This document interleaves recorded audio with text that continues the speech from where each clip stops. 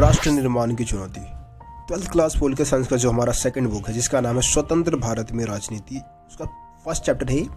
और ये जो चैप्टर है पूरी तरीके से विभाजन और विभाजन के बाद जो भारत के जो हालात थे उसका वर्णन करता है। बहुत ही मज़ेदार चैप्टर है और आप इस चैप्टर को समझने के बाद समझ जाएंगे कि जब भारत का विभाजन हुआ था तो विभाजन के बाद ना बहुत सारी समस्याएं थी भारत के सामने, है ना। एक तो भाई भारत कई भागों में बटा हुआ था, कई टुकड़ों में बटा हुआ था। 565 रजवाड़े थे, उनको एकजुट करना था, है ना। बहुत सारे रजवाड़े तो भारत से अलग होना चाहते थे, वो अलग देश बन सकते थे। आगे हम बात करेंगे, इन सब चीज़ों को समझेंगे। अब इसमें जवाहरलाल नेहरू जैसे जो अच्छे नेता थे, मेहनती नेता थे। इसके अलावा हमारे सरदार वल्लभ भाई पटेल जो थे वो उस समय एक तरीके से लौह पुरुष के रूप में हम उनको जानते हैं। आपको पता है कि गृह मंत्री थे हमारे देश के उस समय और उन्होंने बहुत महत्वपूर्ण भूमिका निभाई थी भारत को एकजुट करने में, रजवाड़ों को भारत में मिलाने में। तो इस तरीके से आप देखते हैं कि आज हमारा प्यारा सा भारत, खूबसूरत सा भारत दिखता है। उनमें इन नेताओं का महत्वपूर्ण योगदान था, क्योंकि अंग्रेजों ने क्या किया था, विभाजन के नाम पे अपना खेल खेला था। उन्होंने हमारे जो बहुत सारे नेता लोग थे उनको बहलाकर फुसलाकर अपने पक्ष में कर लिया था और देश का विभाजन भी करवा दिया। और जैसे कि हमें पता है कि मुस्लिम लीग का भी विशेष योगदान था भारत के विभाजन में, क्योंकि पाकिस्तान की मांग मुस्लिम लीग ही करने लग रही थी। और उसमें सबसे फेमस नेता थे मुस्लिम लीग के, वो आपको पता है मोहम्मद अली जिन्ना थे। ठीक है, तो ये जो चैप्टर है पूरी तरीके से विभाजन के बाद की पूरी कहानी का वर्णन करता है। आप लोगों को क्या करना है, वीडियो को एंड तक देखना है। चैनल को यार सब्सक्राइब नहीं किया है रोशन सर स्टडी पॉइंट को, तो जल्दी से कर लो। दोस्तों सबसे पहले हम स्टार्ट करते हैं, एक प्रसिद्ध भाषण है जो कि जवाहरलाल नेहरू के द्वारा संविधान सभा के एक सत्र को संबोधित करते हुए दिया गया था। ये 14-15 अगस्त के मध्य रात्रि को दिया गया था। ठीक है, क्योंकि अगले दिन हम आज़ाद होने वाले थे, तो आज़ादी से पहले कहीं ना कहीं ये भाषण दिया गया था 14-15 अगस्त के मध्य रात्रि को। और ये भाषण जो है उसको हम किस नाम से जानते थे, उसको हम भाग्य बधू से परिचित भेंट बोलते हैं, या फिर इसको आप ट्रिस्ट विद डेस्टिनी के नाम से भी जानते हैं। तो ये भाषण है, भाषण को जवाहरलाल नेहरू ने दिया था। अब 14-15 अगस्त के मध्य रात्रि को संविधान सभा को संबोधित करते हुए दिया था। अब देखिए, जब भारत आज़ाद हुआ तो भारत की आज़ादी के बाद दो बातों पर हमारे देश के सभी नेता सहमत थे। वो दो बातें कौन सी है? सबसे पहली बात तो ये कि भाई लोकतांत्रिक सरकार की स्थापना होगी, मतलब जो सरकार जो चलाई जाएगी ना वो लोकतांत्रिक व्यवस्था के माध्यम से चलाई जाएगी देश की सरकार को, है ना। इसके अलावा जो सरकार है वो सभी के विकास के लिए काम करेगी, जो गरीब है, कमजोर तबके के लोग हैं, उनके भलाई के लिए काम करेगी। तो इन दो बातों पर हमारे देश के सभी नेता सहमत थे। लेकिन आपको पता है कि 1947 का जो वर्ष था ना, काफी ज्यादा हिंसा, हसदी, है ना, मार काट से भरा हुआ था, क्योंकि देश का विभाजन हुआ था। जहाँ भी मुसलमान थे ज्यादा संख्या में, वो हिंदुओं पर हमला कर रहे थे, और जहाँ पे हिंदू और सिख ज्यादा संख्या में थे, मुसलमानों के ऊपर हमला कर रहे थे। तो ये उथल पुथल का दौर था। बहुत ज्यादा मतलब भयानक स्थिति भारत की हो रखी थी, बहुत ही दयनीय स्थिति हो रखी थी, बहुत ज़्यादा मतलब हिंसा देखने को मिल रहा था। तो जब हमारा देश आज़ाद हुआ तो हमारे देश के सामने 3 प्रकार की चुनौती सबसे प्रमुख थी। और ये जो टॉपिक है काफ़ी ज़्यादा इंपॉर्टेंट है, आपके एग्जाम में पूछा भी जाता है। चुनौतियों में सबसे पहली चुनौती थी एकता के सूत्र में बांधने की। एकता के सूत्र में बांधने का मतलब क्या है कि भाई भारत जो है, आपको पता है, विविधताओं से भरा हुआ देश है ना। यहाँ पे अलग अलग धर्म, अलग अलग जाति, अलग अलग वर्ग के लोग यहाँ पे निवास करते हैं।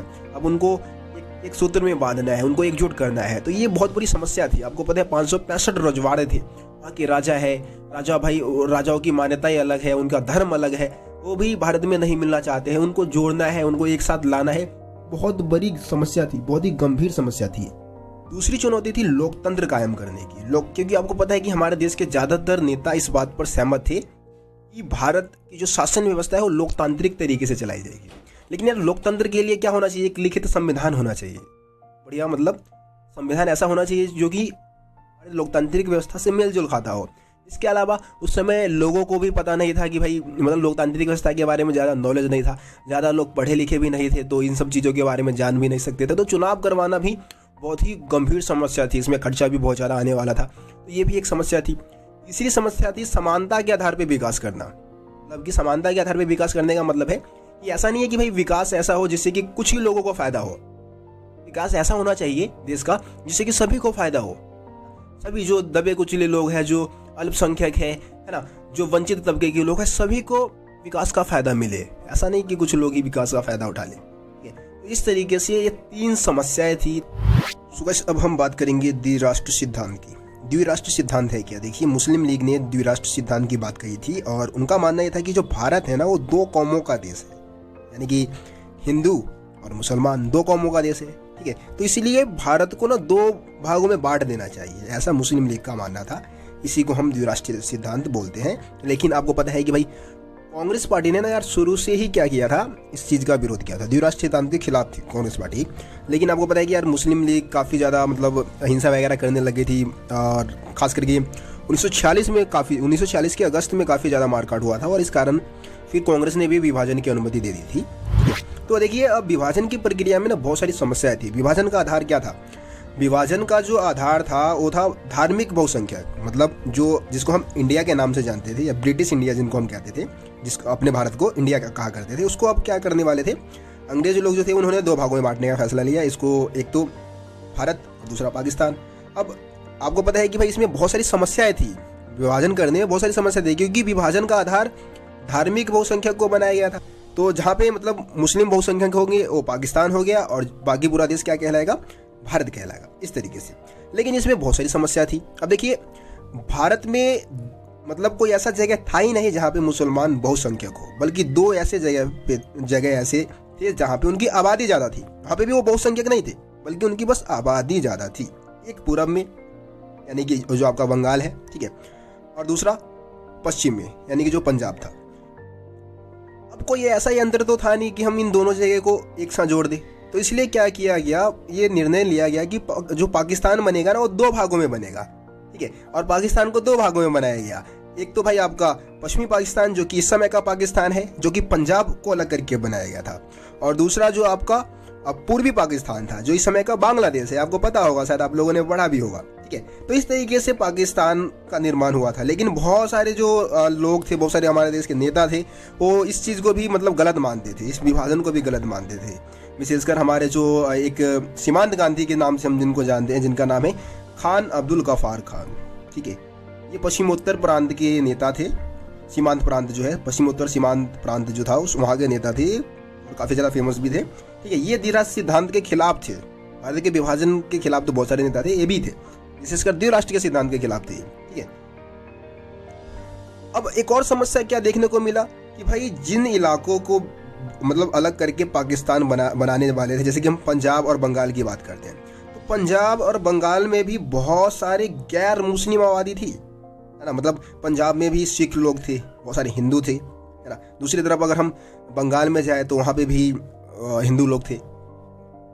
ये फैसला लिया गया कि इन इलाकों को भी क्या किया जाएगा, धार्मिक बहुसंख्यक के आधार पे बांटा जाएगा। मतलब कि बंगाल में भी जिन इलाकों में मुसलमानों की संख्या ज़्यादा होगी, सिर्फ उसी को पाकिस्तान बनाया जाएगा, और पंजाब में भी जिन इलाकों में मुसलमानों की आबादी ज़्यादा है उसको पाकिस्तान बनाया जाएगा। बाकी शेष हिस्से किस में रहेंगे, बाकी शेष हिस्से हिंदुस्तान में ही रहने वाले थे। तो ये भी एक बहुत ही समस्या थी। और आपको मैं बता दूं कि जब 14-15 अगस्त के मध्य रात्रि को जब भारत का विभाजन हुआ था, तो उसके अगले दिन लोगों को पता नहीं था कि वो किस देश के नागरिक है ना। वो अपने ही देश में बहुत सारे लोग विदेशी बन गए। जैसे कि पाकिस्तान में मान लो, पश्चिमी पाकिस्तान में कोई हिंदू रह रहा है, तो वहीं वहाँ पे क्या बन चुका था, विदेशी बन चुका था। इसी तरीके से अगर भारत वाले इलाके में, हिंदुस्तान में, मतलब भारत में अगर कोई मुस्लिम है तो अपने देश में ही एक दिन पहले तो भाई यहाँ का नागरिक था, लेकिन अब वो विदेशी बन चुका है, ठीक है। तो ये इससे और ज़्यादा त्रासदी हुआ। देश का जो विभाजन था काफ़ी ज़्यादा त्रासदी से भरा हुआ था। एक आखिरी जो समस्या थी वो अल्पसंख्यकों की समस्या थी। देखिए, दोनों तरफ धार्मिक अल्पसंख्यक बच गए थे। जैसे कि आपको पता है कि जो पाकिस्तान है, पाकिस्तान में लाखों की संख्या में हिंदू और सिख आबादी थी, जो कि अल्पसंख्यक बढ़ गए थे, है ना। दूसरी तरफ दिल्ली और भारत के बहुत सारे इलाकों में मुसलमान आबादी जो थी वो अल्पसंख्यक बढ़ गए, ठीक है। तो यहाँ पे क्या हुआ, जितने भी अल्पसंख्यक थे उनके ऊपर हमले होने लगे। मतलब कि जो हमारे पाकिस्तान वाले इलाके वहाँ पे हिंदुओं के ऊपर हमले हुए, और जो भारत वाले इलाके वहाँ पे मुसलमानों के ऊपर हमले हुए, है ना। बहुत सारे लोग मारे गए, और तेज़ी से अब उनको क्या करना था भाई, अपने ही देश में, क्योंकि विदेशी बन चुके थे, तो उनको तेज़ी से अब मुल्क चेंज करना था। अगर वो भारत में कोई मुसलमान है तो जल्दी से भाग के उसको कहाँ जाना होगा, पाकिस्तान जाना होगा। अगर पाकिस्तान में कोई हिंदू है तो फटाफट भाग के उसको किस तरफ आना होगा, उसको आना होगा भारत की तरफ, है ना। ये चित्र आप देख सकते हैं, मूवी में भी इस चित्र का यूज़ किया गया है। सेम टू सेम सीन भी दिखाया गया है। आप लोगों ने देखा होगा उस मूवी को, गदर एक प्रेम कथा ऐसे कुछ नाम है मूवी का, है ना। काफ़ी ज़्यादा फेमस मूवी है, देखा होगा आप लोगों ने। तो पूरा इसी चीज़ को दिखाने की कोशिश उसमें की गई है। सो मैं उम्मीद करता हूँ कि भारत के विभाजन की जो पूरी प्रक्रिया थी आप उसको समझ गए होंगे। अब हम बात करेंगे भारत के विभाजन के परिणाम क्या रहे, मतलब जब भारत का विभाजन हो गया तो उसका क्या रिजल्ट निकला। देखिए, तो विभाजन के परिणाम में सबसे पहला पॉइंट बताएंगे कि ये मानव इतिहास का सबसे बड़ा विस्थापन साबित हुआ। मतलब लोग एक जगह से दूसरी जगह पे जाने के लिए मजबूर हो गए थे और बहुत ज़्यादा संख्या में विस्थापन हुआ था। आपको पता है कि जो विभाजन था वो धर्म के नाम पे हुआ था। तो एक समुदाय के लोग जो थे, एक धर्म के लोग जो थे, वो दूसरे धर्म के लोगों को बहुत ही बेरहमी से मारने लग रहे थे। अमृतसर, लाहौर, कलकत्ता, ये ऐसे जगह थे जो कि सांप्रदायिक हिंसा के एक तरीके से केंद्र बन गए थे। बहुत ज़्यादा यहाँ पे मारकाट हो रहा था। जहाँ हिंदू और सिख आबादी ज़्यादा है वहाँ पे मुसलमानों के ऊपर हमले हो रहे थे, और जहाँ पे मुसलमान बहुसंख्या है वहाँ पे हिंदू और सिखों के ऊपर हमले हो रहे थे। इसके अलावा लोगों को, जो अल्पसंख्यक लोग थे, उनको शरणार्थी शिविरों में जाके निवास करना पड़ता था, और जो हज़ारों की संख्या में मतलब जो महिलाएं हैं, औरतें हैं, उनको अगवा किया गया, उनके साथ कुकर्म किए गए। ठीक है, तो ये सारी चीज़ें जो है वो मतलब बहुत ही गलत हुआ। बच्चों को मारा गया, उनके बहुत सारे बच्चे अपने माँ बाप से बिछड़ गए। ठीक है, बहू बेटियों को मारा गया। तो बहुत सारे जो नाटककार थे, लेखक थे, कवि थे, उपन्यासकार थे, उनके लिए विभाजन क्या था? दिल के दो टुकड़े हो जाने के बराबर था, है ना। मतलब दिल के दो टुकड़े हो गए थे। कल तक जो लोग एक दूसरे के पड़ोस में रहते थे, वो आज एक दूसरे के दुश्मन हो चुके हैं, है ना, एक दूसरे को मार रहे हैं। इसके अलावा वित्तीय संपदाओं का भी विभाजन हुआ। वित्तीय संपदाओं के साथ साथ टेबल, कुर्सी, टाइपराइटर है, पुलिस के वाद्य यंत्र है ना, सरकारी और रेलवे के जो कर्मचारी है, उनका भी बंटवारा किया गया। और आपको पता है कि इस समय मतलब विभाजन में लगभग 80 लाख लोग जो है अपना घर बार छोड़ के एक सीमा से दूसरी सीमा की तरफ उनको जाना पड़ गया था। और कुल मिला के इस विभाजन के दौरान जो हमारे मतलब अगर हम डाटा की बात करें तो जो एनसीईआरटी में जो डाटा बता रखा है उसके अकॉर्डिंग 5 लाख से भी ज़्यादा लोगों की जान गई थी इस विभाजन में। तो ये सारी चीज़ें आप विभाजन के परिणाम में आप बता सकते हैं। सो मैं उम्मीद करता हूँ कि आज की ये वीडियो आप लोगों को पसंद आई होगी। विभाजन के ऊपर था वीडियो, ठीक था, ठीक है। बाकी देखिए यार, शायद एक पार्ट में ही, और मतलब दूसरे जो सेकंड पार्ट आएगा उसमें हो सकता है कि मैं इस चैप्टर को कंप्लीट करवा दूँ, ठीक है। तो आप लोग अगली वीडियो का इंतजार करिए यार। वीडियो को शेयर करें, शेयर ही, आप अगर वीडियो को शेयर करते हैं, लाइक करते हैं, तो ये हमारे लिए क्या है, मोटिवेशन है। और चैनल को यार सब्सक्राइब जरूर कर लें यार, ठीक है। मिलते हैं फिर आप लोगों से अगली वीडियो में, तब तक के लिए जय हिंद, जय भारत, अपना ख्याल रखें।